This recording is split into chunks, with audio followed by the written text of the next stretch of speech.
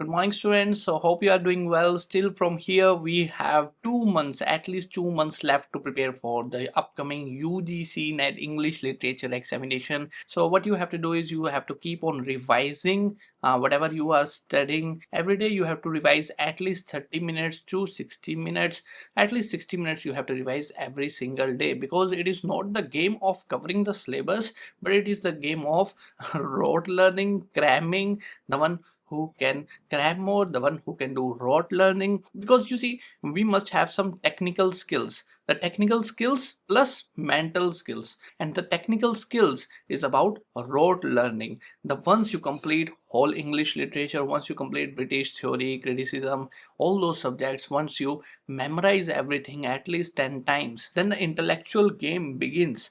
The intellectual game is playing with the all the memorized information, playing with the post-colonial literature, with literary theory with British literature. Until unless you do not have every single thing in your mind, you cannot play with those subjects. You cannot play with the intellectual ideas and figure out the questions in the examination, because a lot of time it happens that 50 to 60% question paper is always easy, 20% is moderate, and the remaining 30% is always tough. So I'm talking about those tough questions where you have to use your memorizing skills, technical skills, plus the mental skills. The remaining 70% of the question paper can be easily solved through rote learning. So the first level of preparing for UGC NET examination is rote learning. Okay, so I also wanted to inform you through this video is that we have updated the PDFs of the previous year UGC NET examination on the request of a lot of students. Just have to go to the limitlessliterature.com and simply go to the subject wise questions. As soon as you click over here subject wise questions, you can come over here and you can see here we have updated the two PDFs. You can simply download the PDF and you can take the printouts and start preparing for the evening shift. Okay, so everything is all right over here. You can simply download the PDF, take the printouts, and you can start revising. We are uploading 2 or 3 more PDFs over here. If you want the hard copy of all these materials, you can simply click over here and you can order these two books that we are going to provide from 2008 to 2023. Coming back to our point of discussion, so you must go through the previous year questions every single day. Do not get into the illusion. Okay, what teachers do is they create an illusion first. Illusion of a wide syllabus. The syllabus is wide, the syllabus is wide, you will not know, the syllabus is wide. And then they put the fear in that illusion. Did you know this topic is this? Did you know? Did you ever heard about the writer? Have you ever heard about this poet? Have you heard about this topic? They put the fear in you. Illusion plus fear. And then what happens? They play with your all these things and they sell you a lot of things, but that is just an illusion. I am telling you, I'm already qualified so many times. We only have to study what is already known, but is already been repeated again and again and again in the previous year questions, and we have to go through in the depth of those particular questions. Just like I told you, waiting for Godot, I know that 100% the question will come from waiting for Godot. If you are not studying waiting for Godot in the depth, then it's your mistake. Then it is not about the unknown topics. It is about the topics that you already know, that you have not studied, that is going to create a lot of failures in your life. Literature is very simple. Previous year questions tell you every single thing, and it will create a drastic improvement.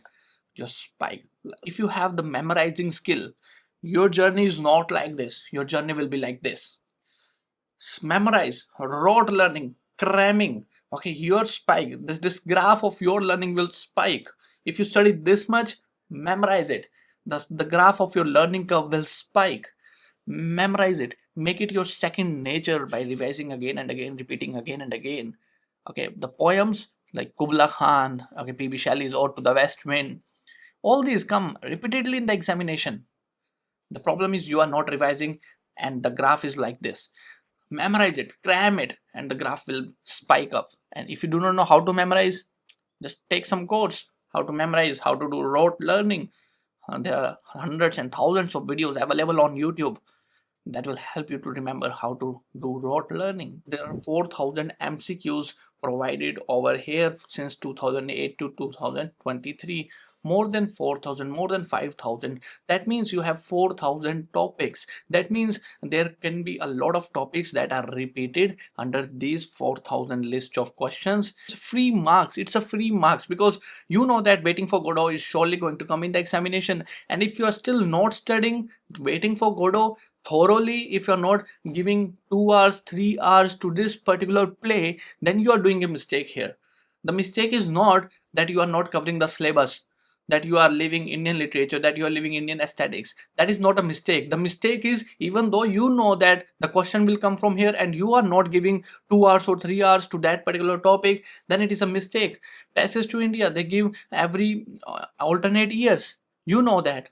But then if you are not going through it thoroughly, then it is a mistake of yours. You have to give the priority to those questions that has been repeated 5 times or 6 times. Hamlet, King Lear, all these are the static, and John Milton's Paradise Lost, John Donne, metaphysical poets. I will show you 1 or 2 questions will surely come from the metaphysical poets. Andrew Marvell they give, John Donne they give. Literary movements, 2-3 questions will definitely come.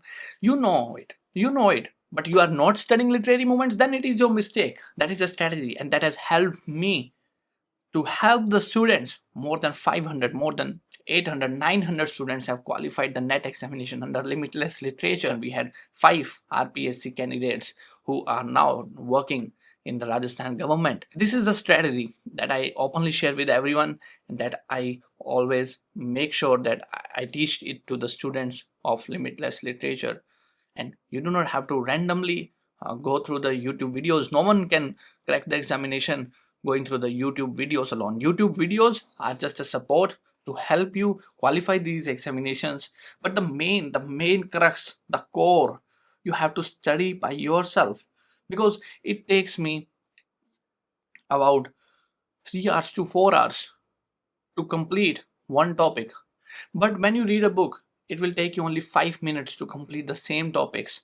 Rather than wasting time on YouTube understanding the topics, work on the books that you are reading.